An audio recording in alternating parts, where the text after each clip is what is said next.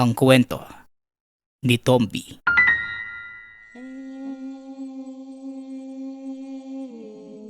Ang kwentong ito ay hango sa totoong buhay.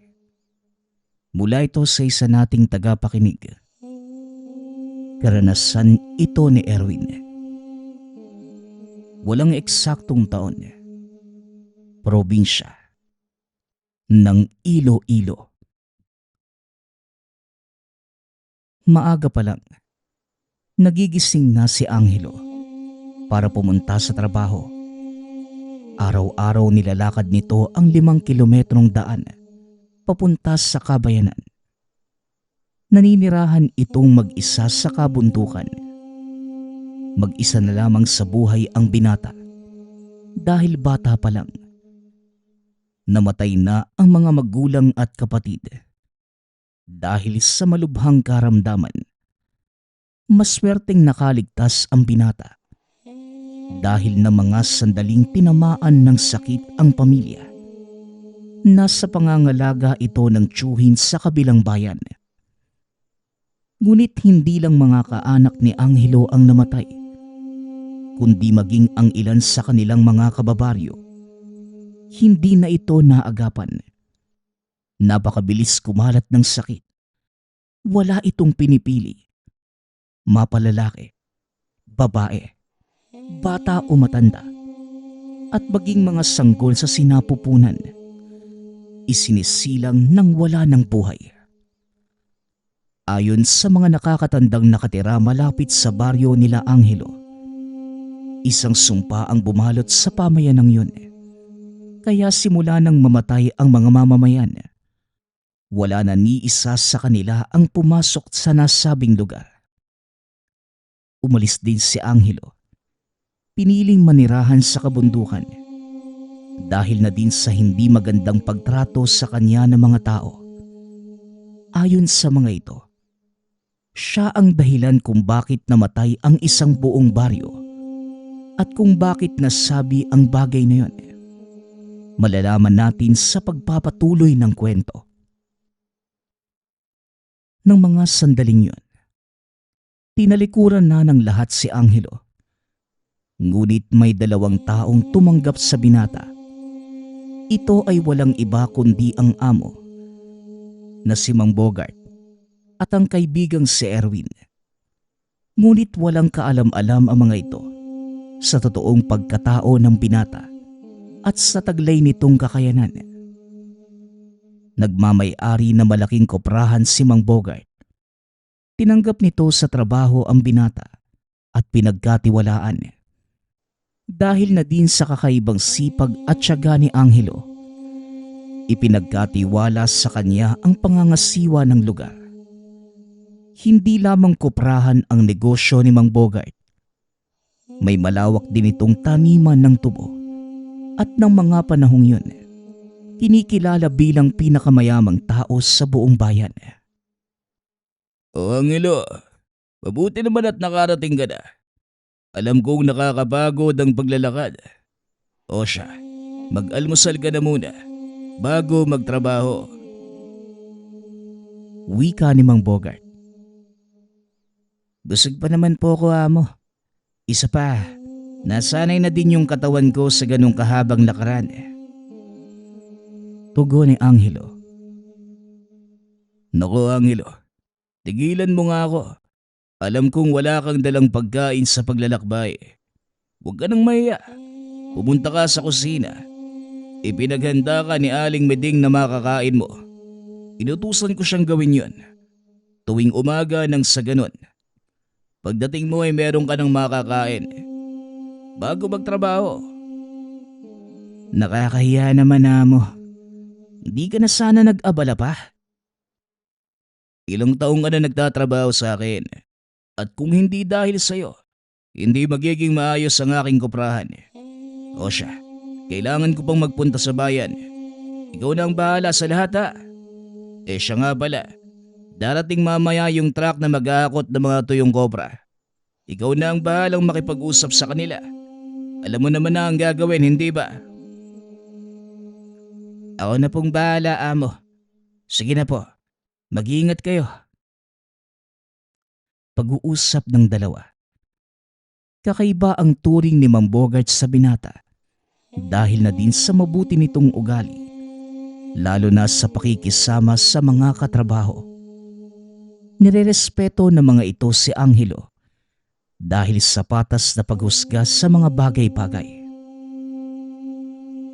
Angelo, nakahanda na yung mga tuyong kopra na ikakarga natin. Wala pa din ba yung truck? Tanong ng kaibigang si Erwin. Wala pa nga Erwin eh.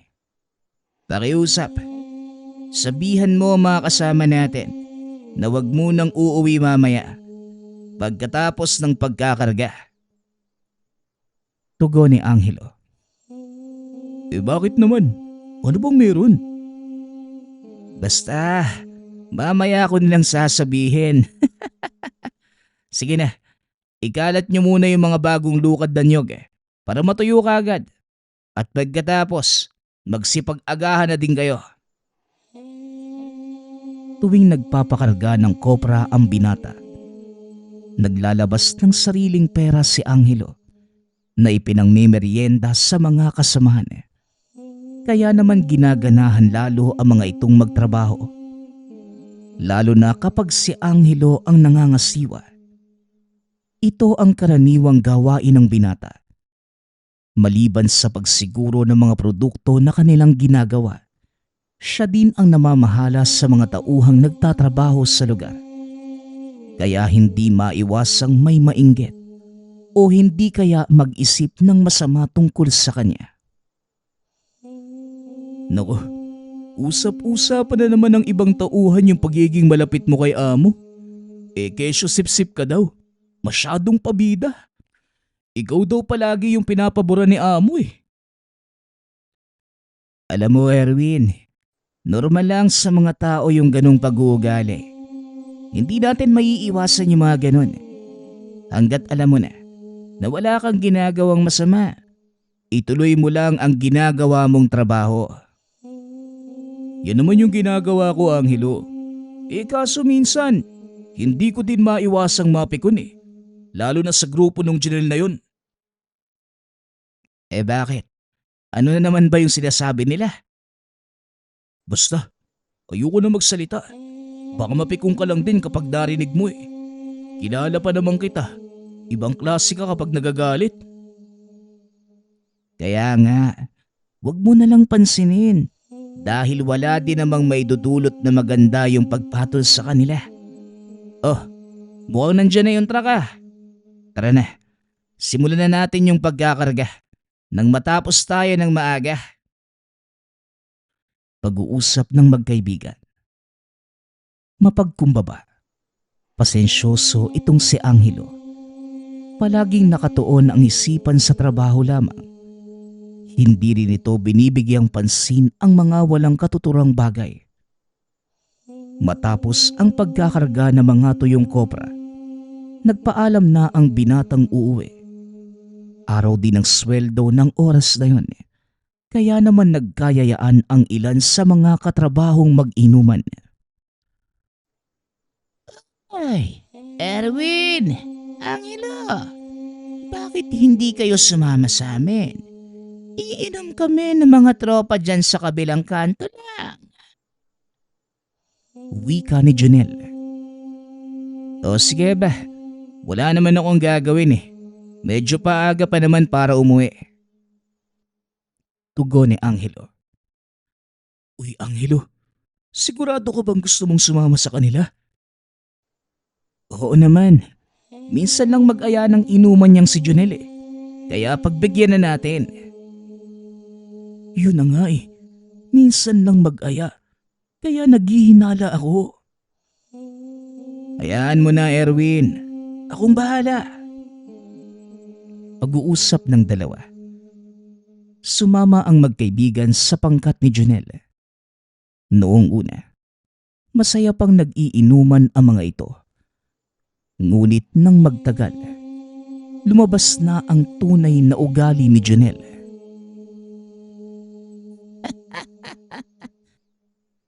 Ikaw, Angelo, alam mo bang suyang-suya ako sa ugali mo? Hindi ko lang masabi sa iyo ng harapan eh. Dahil nahihiya ako kay Mang Bogart. Pero ngayong tayo lang ang nandito, sasabihin ko na lahat sa iyo. Masyado kang mayabang. Ano bang pinapakain mo dun sa amo natin? At ganyan na lang yung pagtrato niya sa iyo. Wika ni Janelle. Nagulat si Angelo sa mga nadinig. Alam ng binatang hindi maganda ang pupuntahan ng usapang ito. Lalo pa nang makita na dumampot ng bote ang ilan sa mga kasamahan ni Janelle. Alam mo, Junel, wala naman akong ginagawang masama. Sinusunod ko lang yung lahat ng iutos ni amo. Kaya sana, huwag niyo yung masamain. Huwag masamain. Mas nauna kami sa'yo kung tutuusin na. Pero bakit ikaw pa yung pinagkakatiwalaan niya sa koprahan? Kung nasan man ako ngayon, yun ay dahil sa kagustuhan ni amo. Wala akong magagawa kung itinalaga niya ako bilang tagapangasiwa ng koprahan. At kung tutol kayo doon, bakit hindi kayo magsabi mismo kay amo? Hindi na kailangan. Alam mo, Angelo, isa lang ang alam kong paraan para matigil na yung kayabangan mo. At dito kita tuturuan ng leksyon. Ganun ba? Pag-isipan mong mabuti yung gagawin mo, Junel. Nakainom ka at baka pagsisihan mo yung mga mangyayari. Banta ng binata. Nagtayuan ang mga kasamahan ni Janelle. Pinaikutan si Erwin at Angelo. Tumayo si Erwin, ngunit nanatiling nakaupo ang binata. Junel, maghunos dili ka. Tayo-tayo lang naman ng magkakasama sa trabaho. Wika ni Erwin. O ikaw, huwag kang ngang makisali. Kung ayaw mong masaktan, Erwin, umalis ka na lang dito. Tugon ni Janelle. Sige na, Erwin. Umalis ka na. Ako lang ang pakay nila. At ayoko namang madamay ka. Pero Angelo, mapapahama ka lang. Tara na, umalis na tayo dito. Hindi, Erwin. Patuloy lang lalaki ang gulo kung hindi ko tatapusin to ngayon. Pero hindi mo sila kaya, Angelo. Napapaliw ka na ba? Malalaking tao ang mga yan. At isa pa napakadami nila. Erwin, kaibigan. Magtiwala ka nga lang sa akin. Umalis ka na. At ako nang bahala. Pag-uusap ng dalawa. Dahan-dahang naglakad palayo si Erwin hanggang sa makapagtago ito sa likod ng puno. Pinapanood ang kaibigan kung ano ang gagawin ng mga sandaling yun. Nakatayo ang binata sa gitna ng mga kalalakihan. Nagtatawanan pa ang mga ito habang hawak ang mga walang lamang bote. Hinila ni Junel ang damit ni Angelo at sa sobrang lakas ng pagkakahila, napunit pa ito. Hoy, Junel, sigurado ka bang ito ang gusto mong gawin? Tanong ni Angelo. Ang lakas ng loob mong magtanong ng ganyan . Sa bagay, ito na ang huling pagkakataong may makakausap kang tao. Tandaan mong mabuti ang mukha ko. Dahil ito na rin ang huling makikita mo. Tugon ni Junel. Nanlaki ang mga mata ni Erwin. Nakita nitong naglabas ng patalim si Junel. Walang pagdadalawang isip nitong sinaksak ang binata. Ngunit laking gulat nito nang mabali ang patalim. Itinulak ni Angelo si Junel, dahilan para mapaatras ito ng ilang hakbang. Teka, anong ginawa mo? Paano naputol mo yung kutsilyo? Wala akong ginawa. Ikaw nga yung sumaksak sa akin . Tugon ni Angelo. habang tinatanggal ang napunit nitong damit. Tumambad kay Erwin ang tattoo nito sa magkabilang dibdib. Dalawang bilog na simbolo na may mga letrang nakaukit. Pinaghampas na mga kasamahan ni Jonel ang binata gamit ang mga basyo ng alak. Bagaman nababasag, hindi man lamang nasugatan ang katawan ni Angelo. Isa-isang pinagsusuntok ng binata ang mga kalalakihan. Nagulat si Jonel sa taglay nitong lakas. Matapos paggugulpihin ang mga kasamahan, ibinaling nito ang atensyon kay Jonel. Walang pagdadalawang isip itong sinugot. Pinagsusuntok ni Angelo ang kalaban hanggang sa magkalasog-lasog ang katawan. Hindi makapaniwala si Erwin sa nakita na mga sandaling yun. Ito ang unang beses na namalas ang ganong kakayanan ng kaibigan. Matapos gulpihin ang pangkat ni Jonel, umalis na sa lugar si Angelo. Nagulat pa nga ito nang makitang nasa likod ng puno si Erwin. Erwin, anong ginagawa mo rito? Hindi ba't sinabihan na kitang umalis? Tanong ni Angelo. Pasensya ka na, Angelo. Hindi ko maiwasang mag-alala eh. Baka kung ano yung gawin nila Jonel sa'yo. Tugon ni Erwin. Hindi ba sinabi ko naman na ako na ang bahala? Ay nako, tara na nga. Bago pa magising ang mga yan. Mukhang malabong mangyari yan, Angelo. Tignan mo nga yung ginawa mo. Ibang klase pala yung lakas mo. Wag na wag mong sasabihin sa iba yung nakita mo dito ha. Maaasahan ko ba yan, Erwin? Oo naman. Para saan pang naging magkaibigan tayo kung ilalaglag kita? Pero teka, saan ka ba kumuha ng ganong lakas? Ang mabuti pa, umalis na muna tayo rito. Sa bahay ko na nang ipapaliwanag ang lahat. Pag-uusap ng dalawa.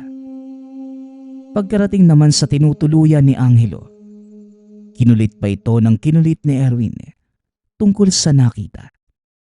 At dahil nakapagbitaw ng pangako, walang nagawa si Angelo kundi sabihin ang dahilan kung bakit ganun siya kalakas. Ang lakas ko ay dahil sa mga tatong nasa magkabilang dibdib.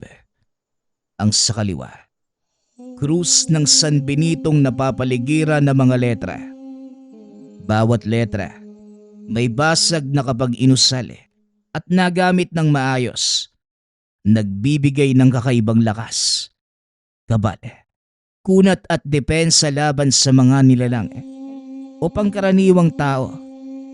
Ang sakana naman, isang simbolo. Ito naman ang nagbibigay sa akin ng sapat na kalinawan ng pag-iisip at tamang pagpapasya. Kapag pinagsama ko ang kakayanan nila, nagkakaroon ako ng hindi masukat na lakas at katalinuhan. Ay nako, sa haba ng paliwanag mo, niwala nga ako naunawaan. Pero malinaw sa akin na meron kang taglay na agimat. Parang gano'n na nga. Pasensya na ha. Yun na yung pinakasimpleng paliwanag ko tungkol dito sa mga tattoo ko eh. Saan naman ang galing yung mga yan? Ito ba? Nakuha ko ito nung may nakilala akong weirdong matanda. Kagaya ko, may mga ganito din siyang tattoo eh. Ang pangalan niya ay Tatang Solomon. Solomon? Taga saan naman yung matandang yun? Nandyan lang sa paligid. Hayaan mo, baka puntahan ko siya sa susunod na araw. Isasama kita. Mukhang interesante yung sinasabi mo ah. O sige, sasama ako. Gusto ko ding makilala yung matandang yun eh. Malay mo, bigyan din niya ako ng agimat. Duda ako dyan, Erwin. Pero wala namang mawawala kung susubukan eh. Ano, dito ka na ba matutulog? Uuwi ka pa sa inyo. Dito na nga lang siguro. Nakakatakot ng umuwi.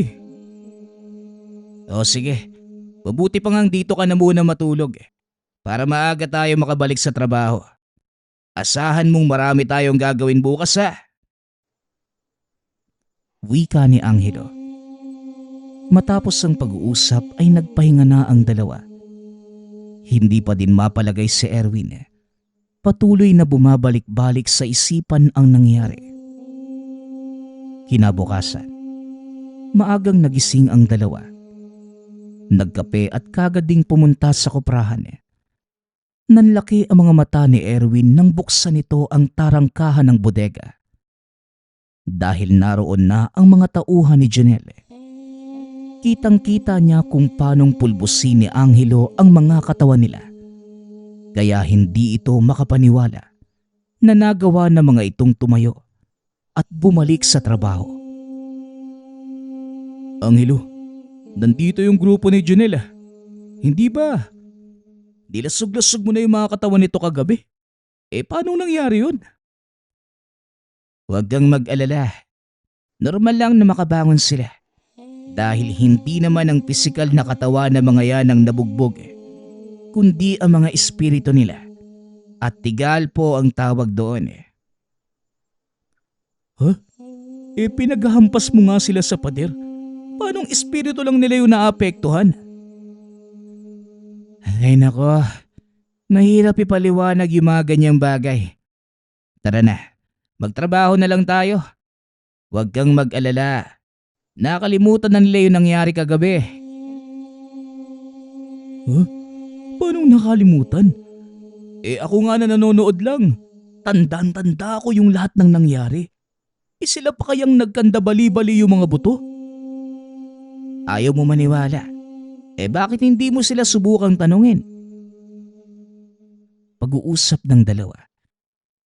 Ito nga ang ginawa ni Erwin. Nilapitan ito ang pangkat ni Janelle at tinanong. Nagulat ang kaibigan nang malamang totoo ang sinabi ni Angelo. Ayon sa mga ito, nagkaroon ng gulo sa tindahan kung saan sila umiinom. Napuruhan si Janelle at ang gumulpi sa kanila. Mga dayo mula sa kabilang bayan. Teka, paano nangyari yun? Mangkukulam ka siguro, Angelo, ano? Sira, hindi ako mangkukulam no. Sabihin na nating may kakayanan lang akong gawin ng mga ganong uri ng bagay. Sige na, Erwin. Magtrabaho na tayo. Mamaya dumating pa si Mang Bogart Makitang wala tayong ginagawa. Wika ni Angelo. Habang nagtatrabaho, hindi pa rin mabura sa isipan ni Erwin ang nangyari. Hindi nito lubos maisip kung paanong nagawa ng kaibigan na burahin ang alaala ng mga nakaaway. Ilang araw pa ang lumipas. Kagaya ng ipinangako ni Angelo, isinama nito ang kaibigan upang puntahan ang maestro. Magkahalong emosyon ang nararamdaman ni Erwin na mga oras na yon. Dahil sa kauna-unahang pagkakataon, makakaharap niya ang isang totoong ermitanyo. Bago sila tumuloy sa kinaroroonan ng matanda, namili si Angelo ng mga alak, bungkus ng tabako at isang kaba ng bigas. Sinabi din ito kay Erwin na ibibigay niya sa maestro ang mga dala. Teka nga, Angelo. Ano mang itsura ng tatang Solomon na yan? Matandang walang buhok ano? Tapos may hawak na tungkod. At ika-ika pa sa paglalakad. Mali ka.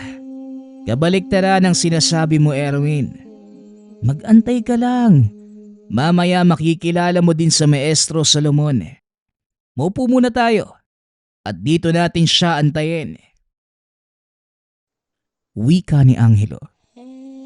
Naupo ang dalawa sa lilim ng malaking puno. Nasa dulo na ng bayan ang magkaibigan. Wala na halos nakatira sa lugar dahil paanan na ito ng kabundukan na sakop ng lugar. Maya-maya pa, may nakita si Erwin na isang matandang mahaba ang buhok. Puro puti, nakasuot ng damit na walang manggas. Habang papalapit ito, unti-unting lumilinaw ang itsura ng matanda. Nanlaki ang mga mata ni Erwin dahil nakita nitong napakakisig ng pangangatawa ng matanda. Puro tato ang braso hanggang sa leeg. Kinalabit nito si Angelo at tinuro ang matanda. Hindi naman siguro yan yung hinihintay natin no? Mukhang hindi naman. Tignan mo mapagkakamalan mo bang ermitanyo yung isang yan? Mas malaki pa nga yung katawan niyan sa'yo Oh, siya nga si Maestro Solomon. Halika Erwin, salubungin natin siya at dalhin mo yung mga pinamili ko sa bayang kanina. Banda doon yung bahay ni Maestro. Wika ni Angelo. Dali-daling pinasa ni Erwin ang sako ng bigas. Binitbit naman ni Angelo ang iba pa nilang dala. Naglakad ang mga ito papunta sa kinaroroonan ng matanda. Anong ginagawa ng alibughakong mag-aaral sa lugar na ito? Ano? Nabuburyo ka na ba sa syudad? Tanong ni Maestro Solomon. Magandang umaga, Maestro. Hindi naman Gusto lang kitang dalawin. Eto, may dala akong masarap na lambanog at yung paborito mong tabako galing kay Aling Gloria. Tugon ni Angelo. Ano? Sinusuhulan mo na naman ba ako? Yung huli kang nagdala sa akin na mga ganito. Nung hiniling mo yung mga dasal ng selyo. O ngayon, ano naman ang pakay mo sa lugar na ito? Wala naman po, Maestro. May ilang katanungan lang ako. Lalo na itong kaibigan kong si Erwin. Siya nga pala Erwin. Si Maestro Solomon. Katanungan. Ano na naman kaya ang maaaring itanong ng isang kagaya mo? Magandang umaga po, Maestro. Kung inyo pong mamarapatin. Kanina pa masakit ang pako sa kakalakad ha. Bakit hindi mo na tayo maupo? At pagsaluhan niyang masarap na lambanog. 2 buwan nang hindi nadadampian ng alak ang aking lalamunan. Hindi na naituloy ni Erwin ang tanong dahil pinutol ito na matanda. Nagtataka din ang binata dahil wala naman siyang nakikitang bahay sa paligid.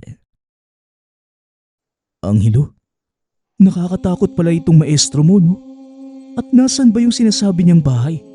Wala naman akong nakikita. Magantay ka lang.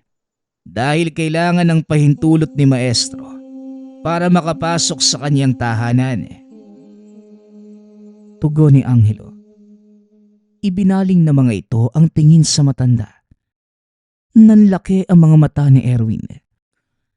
Nang ikumpas ni Tatang Solomon ang kamay, biglang lumitaw ang malawak na bakurang napapaligiran ng malaking puno at napakagagandang mga bulaklak. Sa kalagitnaan nun, isang maliit na kubo ang lumitaw. Pinahihintulutan na kitang pumasok. Wika ng matanda. Bagaman nagdadalawang isip, tumuloy pa din si Erwin. Natatawa naman si Angelo sa reaksyon ng kaibigan. Tila ayaw nitong humakbang sa takot na baka kung ano ang mangyari sa kanya. Oh, anong nangyayari sa'yo? Tumuloy ka na! Wika ni Angelo. Ano bang klaseng pinata ito? Ang laki-laki ng katawan mo natatakot ka. Wala kang dapat ipag-alala. Hindi kita ipapakain sa mga alaga kong sawa. Napalunok ng laway ang binata nang marinig ang sinabi ni Tatang Solomon. So, sawa? Totoo ba yung sinasabi mo, maestro? Oh, pero wag kang maniwala sa kanya. Dahil hindi naman kumakain ng tao yung alaga niyang sawa. Kakaiba yon. Mga gulay at prutas yung kinakain. Pero minsan, pinapainom niya ito ng sarili niyang dugo. Wika ni Angelo. Marahang naglakad ang mga ito papasok sa kubo. Noong una, hindi pa rin mapakali si Erwin. Ngunit kalaunan, nawala na sa isipan ng binata ang mga misteryosong bagay sa paligid. Dahil na din sa sobrang kalasingan, hindi na nito napipigilan ang sariling magsalita. Hanggang sa maitanong kay Tatang Solomon ang tungkol sa kakayanan ni Angelo. Tatang, sabihin niyo nga po, ano ba talaga yung sikreto nitong kaibigan ko? Bakit ang lakas niya at hindi pa tinatabla ng bala? Tanong ni Erwin. Napatingin si Tatang Solomon kay Angelo na nooy napapakamot na lamang ng ulo. Mukhang may kailangan kang ipaliwanag sa akin, Angelo ha. Sabihin mo nga sa akin, paano nalaman ng kaibigan mo ang tungkol sa mga kaalamang itinuro ko sa'yo? Tanong ni Tatang Solomon. Napabuntong hininga na lamang si Angelo. Wala nang nagawa pa kundi sabihin ang mga nangyari. Ganito po kasi yan, maestro. Pinagtulungan kami ng mga kasama ko sa trabaho. Wala na akong maisip na paraan Kesa naman kami ang mamatay na mga oras na yun Ginamit ko ang mga itinuro nyo sa akin Isa pa, hindi po ba para sa mga ganong pagkakataon naman ang kakayanan ko? Hindi kita tinuruan para manakit ng ibang tao, Angelo. Alam mo ang alituntunin ng mga aral na itinuro ko sa'yo. Gayunpaman, nangyari na ang dapat mangyari. Hindi na natin maibabalik pa ang panahon. Kaya wag mo na lamang uulitin. Wika ni Tatang Solomon. Napuno ng aral ang tenga ni Angelo ng araw na yon. Ikwinento di na matanda ang kakayanan ng binata kay Erwin. Ayon dito, ang dalawang markas sa magkabilang dibdib ng binata, simbolo ng dalawa sa pinakamakapangyarihang selyo sa mundo. Ang krus ng San Benito, kasama ang mga basag na letrang nakaukit doon, at ang selyo na nagbibigay talino sa kanilang mga ninuno. Kapag pinagsama ang dalawang yun, magkakaroon ng kakaibang lakas ng pangangatawan at katalinuhan sa pagpapasya ang taong may tangan. Ayon din sa matanda, ipinagkaloob niya ang dalawang selyo kay Angelo para na din maituwid nito ang kanyang buhay. Inabot na ng dilimang dalawa. Dahil naaliw ang mga ito sa pag-uusap, nagpaalam na sila sa matanda dahil may trabaho pa kinabukasan. Nakakalungkot naman at kailangan na nating maghiwa-hiwalay. Hindi ko alam kung kailan ka ulit dadalaw, Angelo. Pero kung sakali, alam mo naman kung saan ako hahanapin, hindi ba? Huwag po kayo mag-alala, Tatang. Kung gusto nyo, araw-arawin pa namin yung pagpunta dito Tugon ni Erwin. Natawa naman ang matanda sa sinabi nito. Pasensya ka na. Meron akong hindi nasabi tungkol sa lugar na ito. Oo nga pala. Alam mo ba na ang tahanan ni Maestro, lumilipat din kung saan siya naroon? Yan na naman yung kalokohan nyo. Paanong mangyayari yun? Ano? Maglalakad ng Hindi na natapos ni Erwin ang sasabihin dahil bigla na lamang tumiklop ang poste ng tahanan. Bigla na lamang umangat at nagsimulang lumipad papalayo. Nasagot na ba yung mga tanong mo, Erwin? O siya, mukhang nagmamadali na yung bahay ko. Baka maiwan ako. Hanggang sa susunod nating pagkikita. Palagi kang mag-iingat, Angelo. Wika ni Tatang Solomon. Kumaway na lamang si Angelo bilang pagtugon. Samantalang si Erwin naman tulala pa din at hindi makapaniwala sa mga nangyayari. Ng mga sumunod na araw, muling nagkita ang dalawa. Parang walang nangyari. Ngunit malinaw pa din sa isipan ni Erwin ang lahat. Alam nitong totoo ang lahat-lahat ng nakita. Inakala ni Erwin na yun na ang pinaka nakakamanghang pangyayari sa buhay. Ngunit lingid sa kanyang kaalaman, isang kaganapan pa ang darating na lalong magpapakilala sa kakayanan ng kaibigan. Naglalakad pa uwi ang dalawa nang mapadaan sila sa nayong sinilangan ni Angelo. Ikwinento ng binata ang lahat tungkol sa lugar. Hindi din naman lingid kay Erwin ang naganap doon. Ngunit nagulat ito nang malamang dito isinilang at lumaki si Angelo. Pasensya ka na kung hindi ko sinabi sa'yo. Pero dito ako lumaki, Erwin. At sinasabi ng mga dating nakatira sa lugar na ito na ako daw ang dahilan kung bakit nagmistulang sementeryo ang lugar na ito. Maraming taon na ang nakakaraan.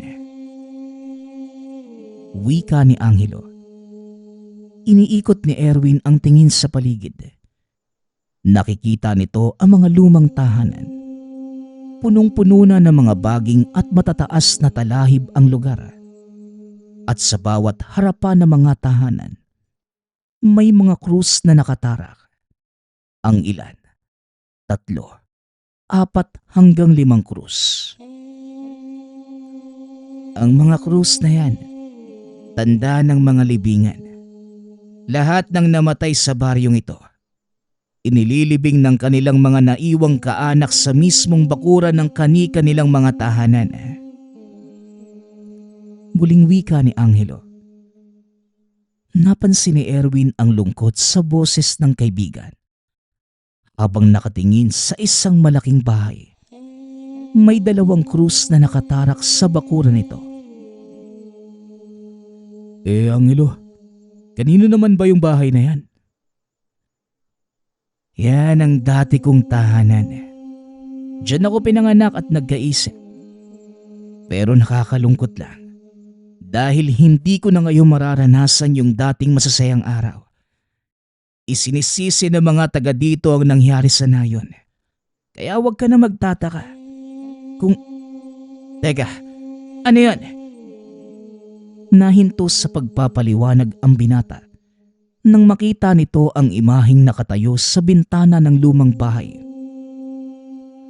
Teka, parang may tao sa loob. Tara, puntahan natin.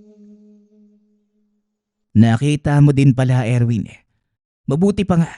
Tignan natin kung sino ang pumasok sa bahay namin. Dali-daling pumasok ang dalawa sa lumang bahay. Nakita nila ang isang lalaking nakasuot ng itim na damit. Sino ka?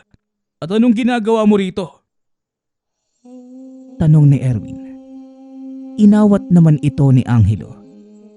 Dahil alam niyang hindi pangkaraniwang tao ang naroon. Sandali lang, Erwin. Tumayo ka sa likuran ko. Hindi siya normal na tao. Ano bang sinasabi mo, Angelo?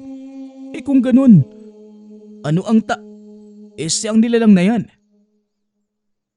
Isa itong engkanto. Sumagot ka. Tama ako, hindi ba? Matalas ang pakiramdam mo, tao. Oo, tama ka. Isa nga akong engkanto. Anong ginagawa ko dito? Ano nga ba? Alam ko na. Binibisita ko lang ang nayon minsan kong pinagkunan ng baka kain. Nanlaki ang mga mata ni Erwin nang madinig ang sinabi ng nilalang. Tinanggal nito ang itim na belo. Tumambad ang mapupulang mga mata. Naglabasan na din ang 4 na sungay nito sa ulo. Marahang umatras si Angelo habang hinaharangan ang kaibigan.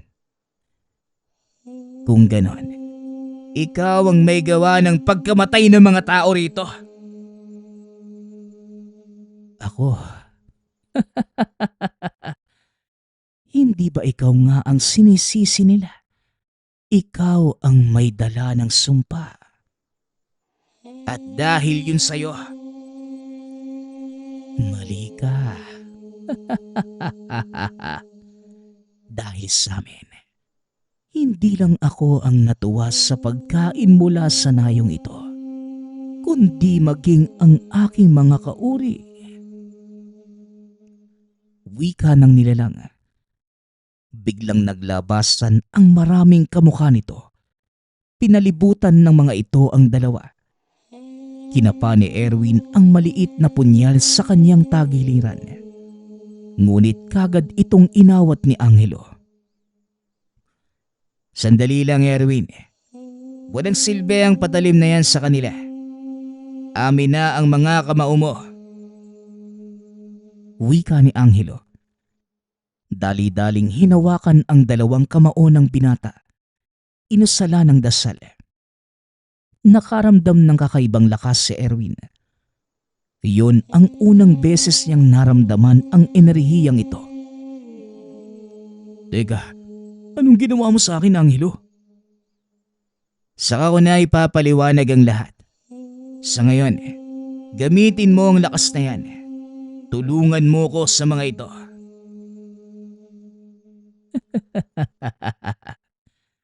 Sa palagay mo, may magagawa ang mga orasyon yung mga tao. Walang kwenta ang mga dasal na yan.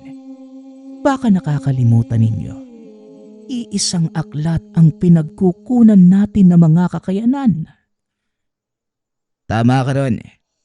Iisang aklat nga ang pinagkunan ng ating mga kakayanan. Ngunit magkaiba ang ating paniniwala. Ang kakayanang taglay ko, ginagamit para protektahan ng mga nilalang ng Ama. Samantalang kayo, ginagamit nyo ang biyaya ng Diyos para saktan at lipulin ang kanyang mga nilikha. Ang ama mong pinaniniwalaan. Matagal ka nang tinalikuran.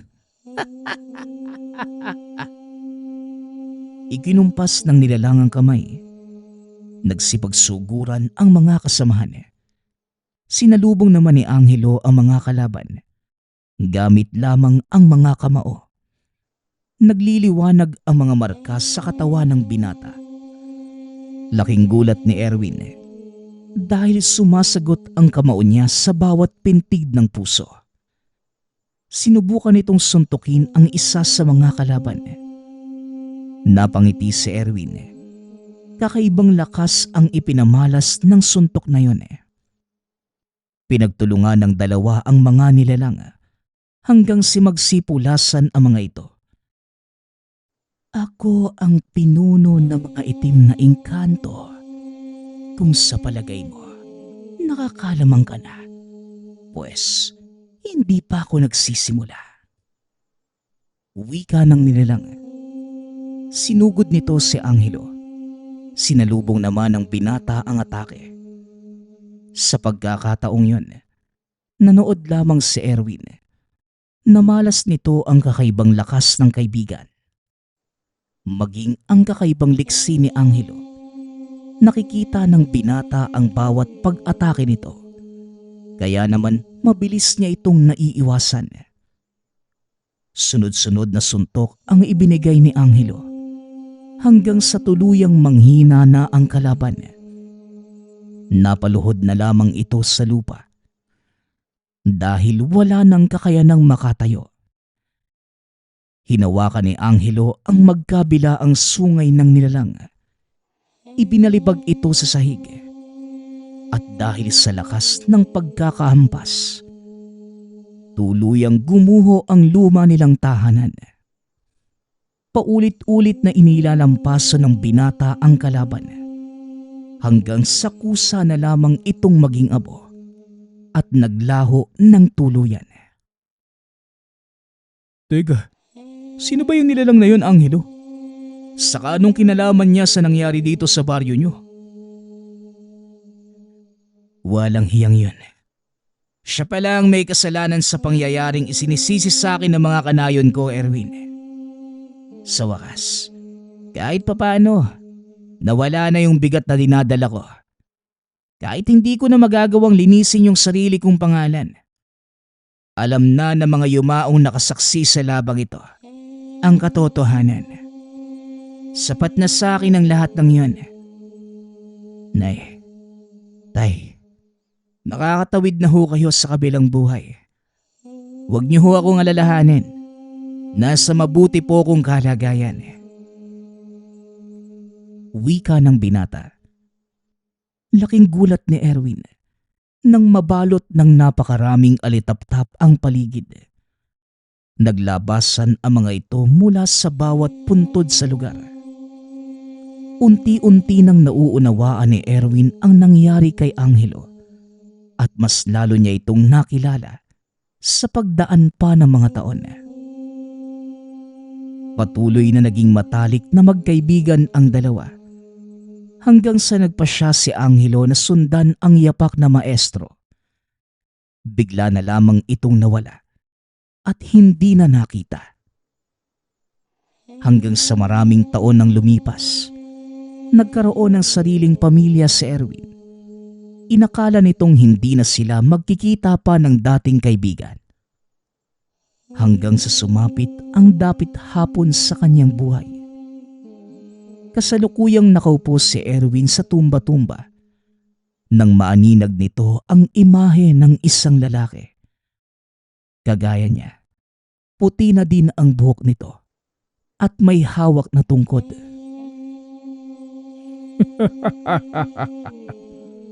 Sinasabi ko na nga bang dadalawin mo din ako eh. Ano, Angelo? Aking kaibigan, kumusta ka na? Tanong na matanda ng si Erwin. Heto, masaya sa pinili kong landas. Ikaw kaibigan, kumusta naman ang naging buhay mo? Tugon ni Angelo.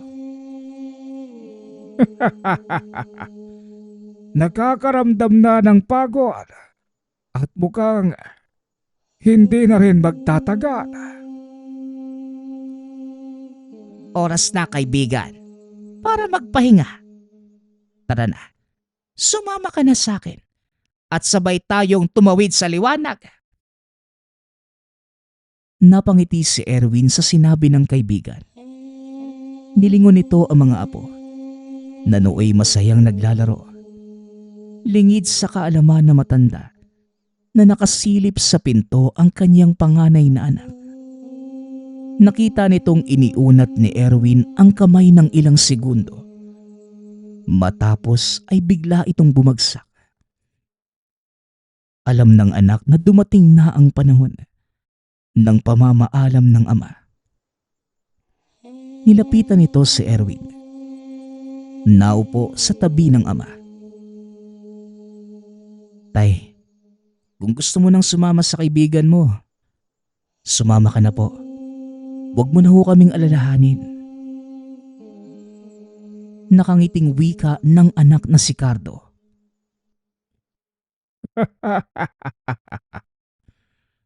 Pasensya ka na, anak. Ganito talaga ang buhay natin bilang tao. Kailangang magtapos ang bawat yugto para meron muling magsalita na panibago. Ngunit masaya kong iiwan ang mundong ito dahil nagawa ko kayong palakihin ng maayos.